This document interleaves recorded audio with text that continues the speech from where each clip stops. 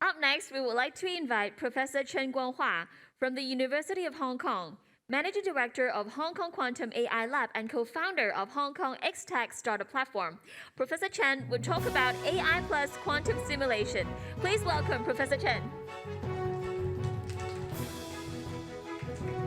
Okay, I also want to thank the host for the kind invitation.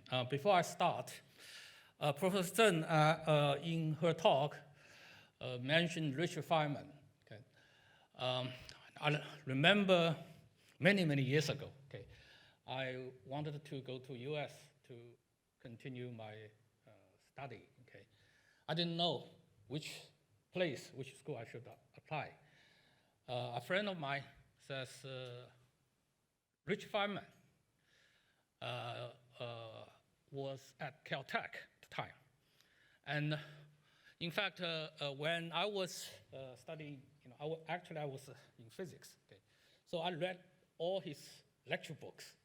Those of you who study physics must know, okay, Feynman's lecture series. I like the book very much. So I decided to apply to Caltech. And luckily, I got admitted. Okay? So I went there. I was told Feynman was not teaching at physics. Okay? He was teaching in computer science. And I said, okay, I wait. When he came back to teach in physics, I will take his course. But unfortunately, a couple years later, he passed away. So I missed first wave of quantum computing. Okay, all right. So anyway, so what I will talk about today is quantum simulation. In fact, it's not done on quantum computers. It's done on classical, the computer we are using today, okay? Sorry. I went back to the very end.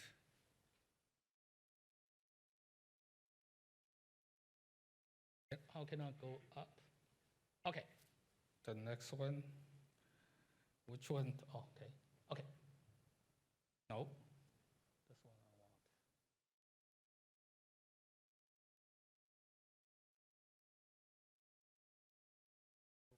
want.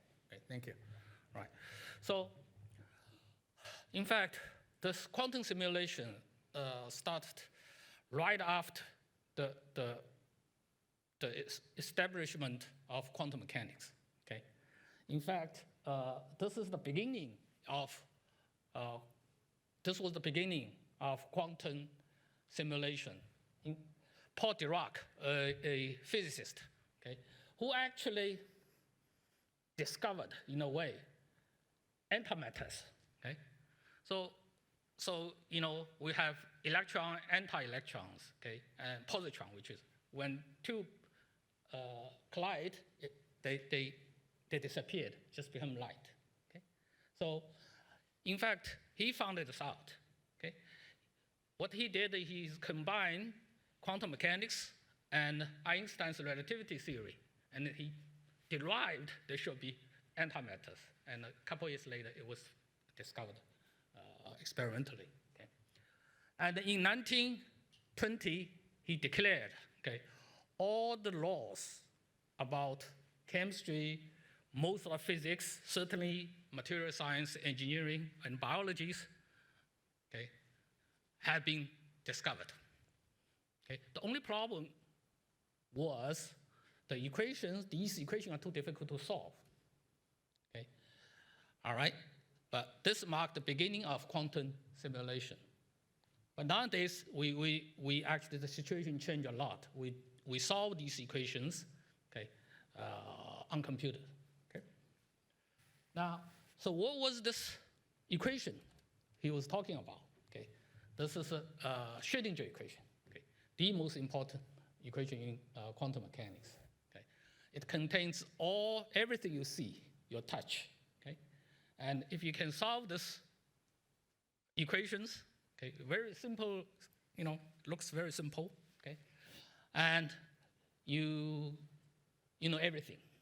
Okay, well, almost. Okay, Certainly, you should be able to design new drugs using computers, or discover new material, okay, using computer. So this is the equation, right? And the ultimate goal, that's ultimate goal for people like me or people in our field, is to solve this equation precisely.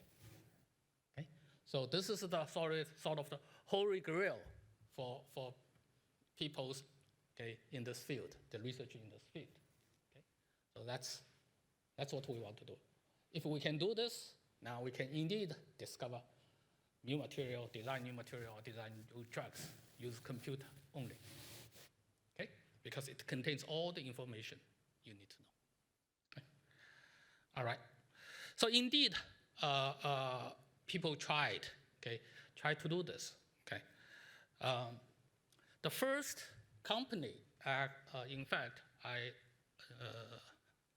I'm aware, was called Gaussian Incorporated. Okay. It was founded by a professor. In fact, he was a mathematician. Then he turned to be a chemist. So it's like, okay. Then he and his student, okay, founded this company, Gaussian,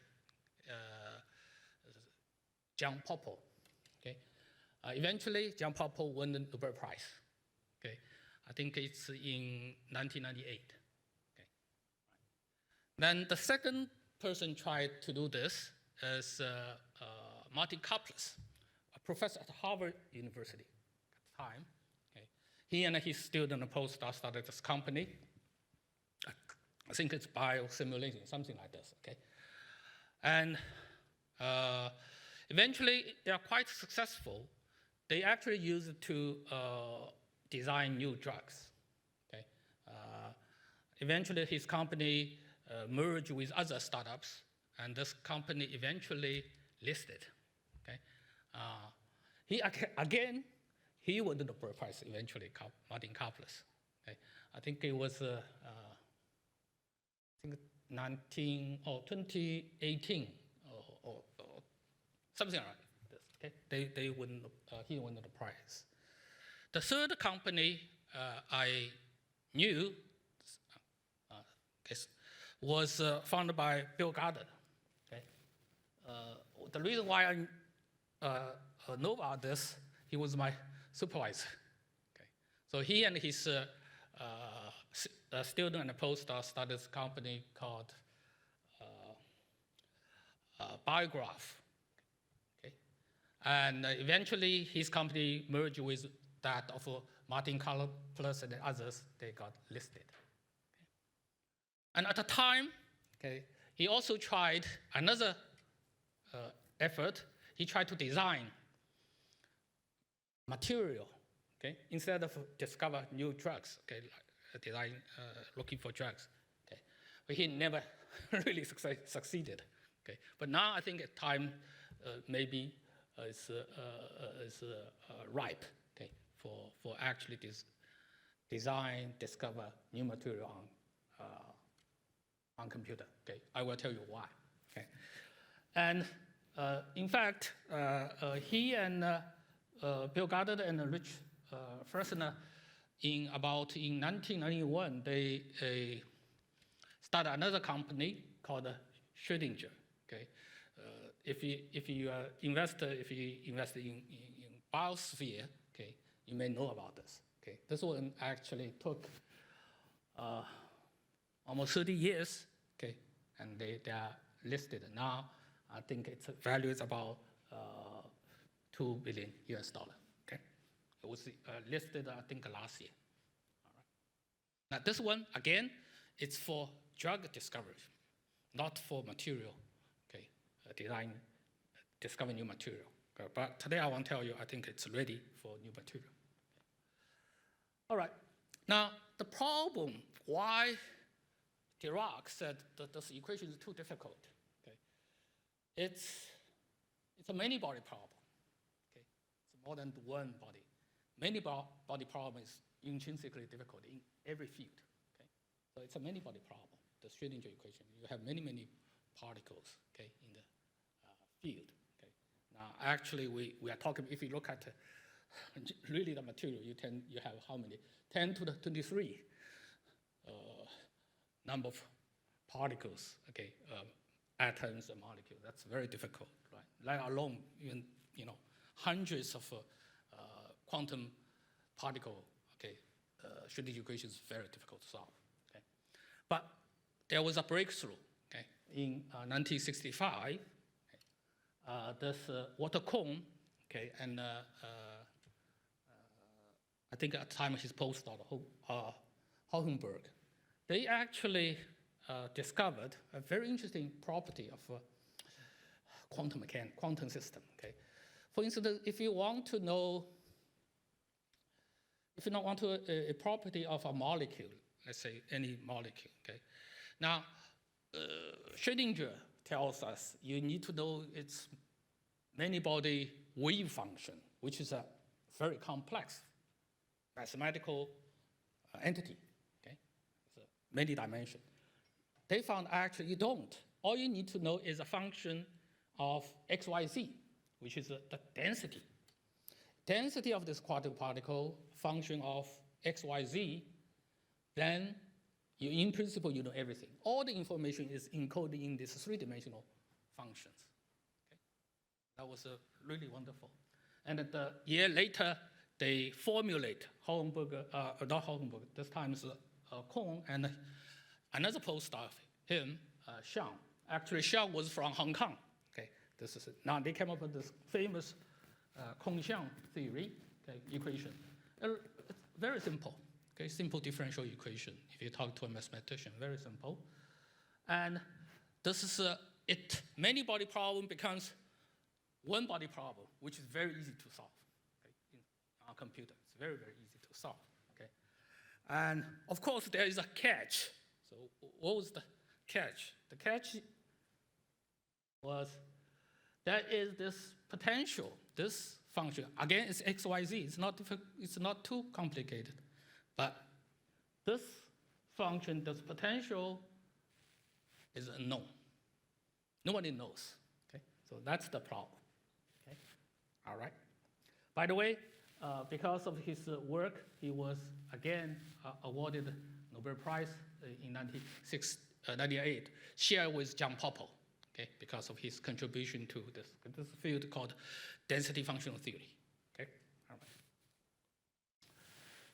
So what people do is this unknown potential, okay, right? So what people do is they try to search for it. Okay, people know it exists, right? But just don't know what it is. So we have been looking for it for more than half century. Okay, so nobody found it yet, not yet. So therefore, in the process, people come up with many different types of approximation. Okay, one of the most famous one, the most popular one, is called B3LYP. Okay, this is by this three, mostly by these three scientists. Okay, so what they do is people came up already at a time, okay, around I think 1990 at the time. People has already come up with different types of approximation for this, supposedly universal potential on universal something. Okay. So then they in particular this Becker. Okay. So he said, okay, let's just mix them. I don't know what exact one. Let's mix different approximations. Okay. And he mixed. Indeed, he came up with this expressions. In particular, there were, he introduced three parameters. Yeah, this should be A0, okay, A0, AX, and AC. Okay. So then he said, okay, we mix them, then let's try to determine the value of the three parameters. So how did they do it? They just took initial guess, the experimental data. Now it's not theory anymore. Just take experimental data of some initial gas, okay, inert gas. Inert gas, like a helium, argon, some experimental data. And let's fit. We solve this Schrödinger equation and fit, okay? Not a Kongxiang equation. So they came up these values, 0.2, 0.72, 0.81, okay?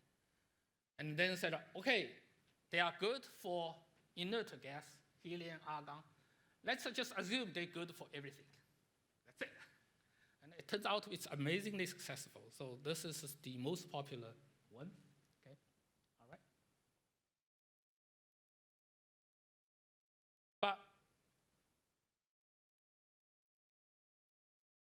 But in fact, if you, this is messed up actually.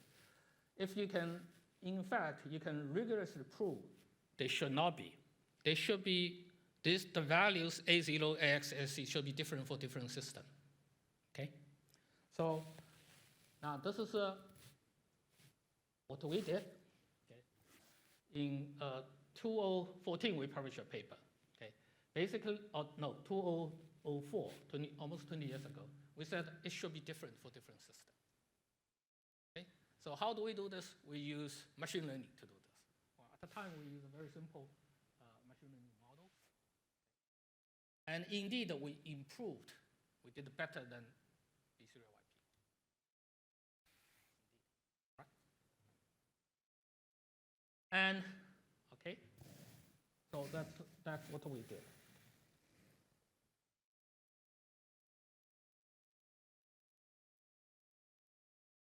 At the time, we also did another thing. In this case, we don't need. Okay. Another paper we published in 2003 also. In fact, we calculate some property called heat of formation. It's related to the heat, okay, of organic molecules. We compared, this is the experiment, this is our calculation. In fact, use DFT, it looks like qualitatively correct.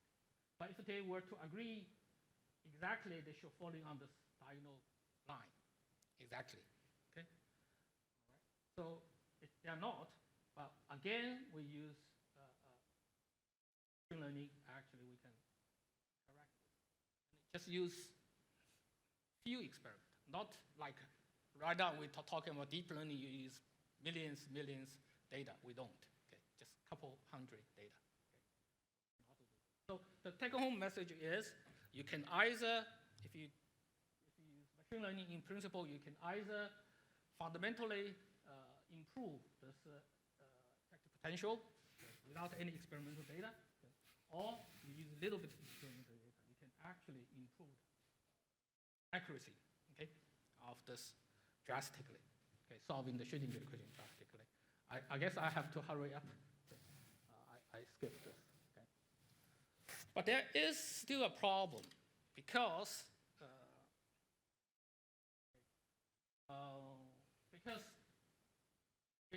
in 20 years ago, the approach we took, there's still an approximation. Okay. I don't want to get into it detail. But now we actually came up. This is the paper we published. 3 years ago. Okay. In fact, we came up with a exact, rigorous method. This time we use deep learning. We use this three-dimensional convolutional neural net. Okay. Deep learning model. We actually came up with an exact way to do this. 3 years ago, we published something. We work on very simple system like hydrogen molecules, heliums. Okay. So now we extend it to water and simple organic molecules. Okay. And if you want to look at this, for instance, this is a water case. Now this blue one is B3YP, the most popular one method. The red one, in fact, the water we can solve almost exactly. Okay. Red one and this green one is our result. So we are much better than B3YP. So we are very hopeful now. Finally, within a few years, okay, we may be able to solve this problem. Just let you know we're not alone in this. Okay, this is a paper published last year in Science is one of the two most supposedly prestige by Google DeepMind. Okay, so they came up with also try to use deep learning to learn this function. So competition is there. So I'm very hopeful eventually.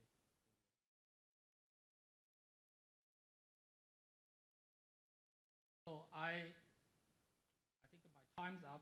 So finally, let me use my lab. Okay. This is my lab is now it's called Hong Kong Quantum AI Lab. Okay. It's one of the 28 Hong Kong Center, okay, sponsored by Hong Kong government, okay, ITC.